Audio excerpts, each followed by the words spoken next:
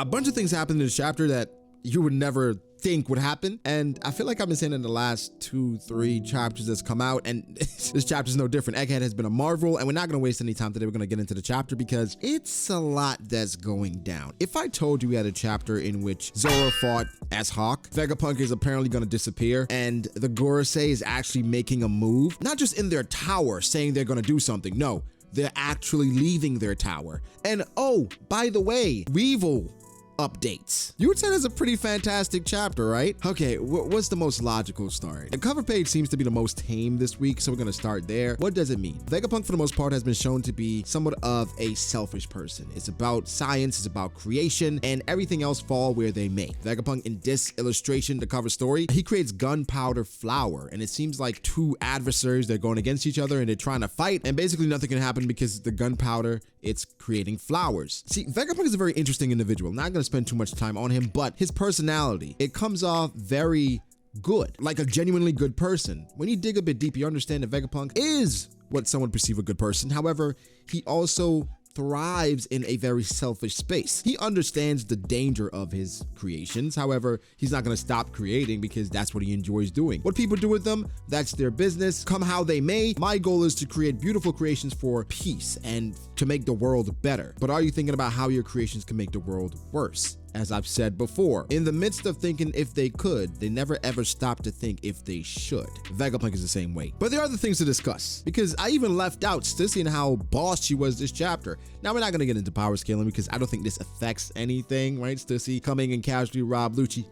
Evade it. Lipstick sea stone? Or sea stone lipstick. Whatever. But she was able to take down Kaku and rob Lucci fairly easily. Now, some people that try to use this to power scale, I don't think that makes sense because, hey, this is what she does. She is a top agent, and apparently she's the person that Vegapunk was calling on the Den Den Mushi, and she's been in hiding for 20 years. We don't get much about Stussy's lineage or where she comes from, but Oda does give us Miss Bucking in this chapter as well. Miss Buckingham Stussy.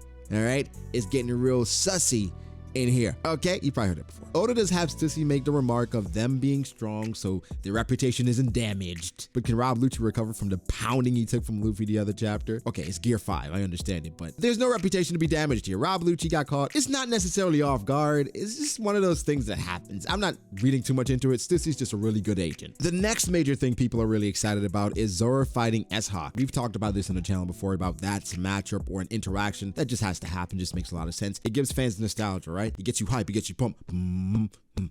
You guys know what I'm talking about. Either way, it gets you really excited for Zoro and the actual Mihawk fighting. Now, this was a very interesting interaction because Zoro said you should subscribe to B.D.A. Law because it's great. So yeah, subscribe to the channel, drop a like, all that good stuff. But S-Hawk versus Zoro, Zoro just oozes cool. It's just green cool, green ooze. Secret of the Ooze, Ninja Turtles. S-Hawk, I'm not sure if this is an indication of what's to come with Mihawk because it still has Mihawk's eyes. So Oda may be telling us or showing us what Mihawk sees when he's about to attack, which is Lilith jumps outside, not caring about anything, and S-Hawk locks on. Now, this could be exaggerated because he is a seraphim, not a human, and maybe Mihawk isn't seeing this exact thing, but something that makes it peculiar is that Mihawk still has the same eyes, or S-Hawk has the same eyes that Mihawk had, right? They changed everybody else's eyes, for the most part, and he still has his eyes. We're looking at him, and he's locking on to Lilith. She was gone. Zoro saved her life, because if Zoro did not jump in, he locked on, that slash, she's gone. Her head. She's dead. Zoro jumps in, right? And Zoro, I think has had some of the coolest moments in Egghead. Not in his pirate career, just has been really cool, right? When Kaku woke him up, he just woke up and casually like, who disturbed my nap? It's just, I love it. I love when Zoro has his cool moments. But Zoro pulls up on him, right? And S-Hawk, he's sweating. He's sweating, he's a little bit shook.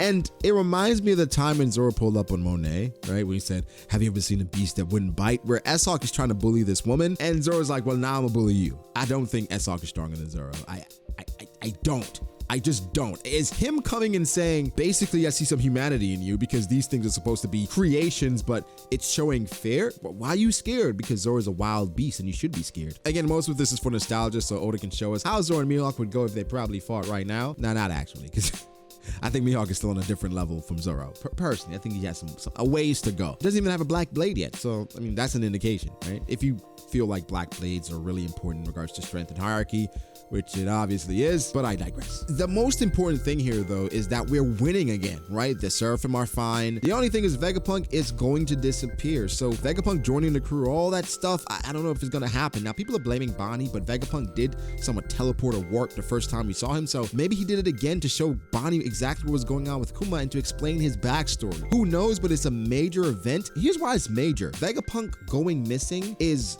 a huge deal because of what he means to the story and what he can create and the possibilities. Now, it could be a third party that comes and scoops up Vegapunk, understanding his role and how important he is. People are mentioning Shiki coming back as well, which I was like, that's fairly interesting. I don't know though, because the world government, they are on their way. Literally. We'll talk about that though. First, we got to make a stop. Sphinx Island. So I've talked about Sphinx Island and I said that, well, when Marco got there, he's on the way back there, he noticed something different and I was thinking it was Weevil. I was wrong, but I was right.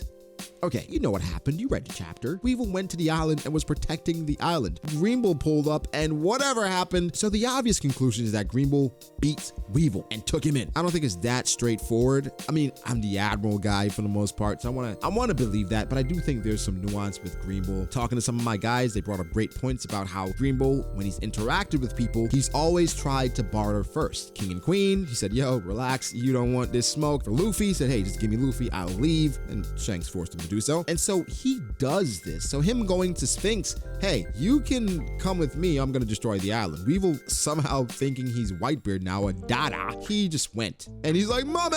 He's like, Weevil, her son is gone. I like how things played out where our thinking was that he's gonna fight Marco because he's taking out other allied captains. Marco is, you know, the more prominent division commander that's left. Of course he's gonna take him out. Weevil ends up changing and taking care of Sphinx because of his Dada. I don't know if he's just weird or strange or just not developed yet. However, I think it's really interesting we see Miss Buckingham Stussy in this chapter right after we find out that Stussy is a clone of Miss Buckingham Stussy. And here's what they say about her. Here's what she was. She's a former ROX member, confirmed, self-proclaimed scientist, Mad's resident. So seemingly she was just along for the ride. Apparently she's out to prove that Weevil is indeed a true son of Whitebeard and that Vegapunk can prove this. And this obviously will not get proven because Vegapunk is gonna disappear. Now, this for me somewhat confirmed that Weevil is indeed a clone, but here's what's gonna happen. She's gonna go to Vegapunk and say, hey, Vegapunk, hey, yeah, Stussy, you remember me? Miss Buckingham Stussy? Who's this young girl that looks just like me? I can explain, Buck. I can explain. Okay, either way, she's an example. She has my blood running through her veins. Okay, technically she's my daughter, right? Okay, so can you explain to them that Weevil has Whitebeard's blood running through his veins?